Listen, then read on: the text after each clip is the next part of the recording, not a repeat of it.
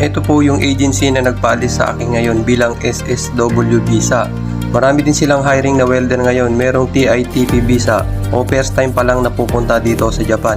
At meron din namang SSW visa o yung nakatapos na ng 3 taon o higit pa dito sa Japan. At marami pa silang iba't ibang trabaho na hinahire ngayon. Kung gusto nyo makita, i-visit nyo lang ang Facebook page nila at doon nyo rin makikita yung qualification at requirement na hinahanap nila para makapag-apply dito sa Japan.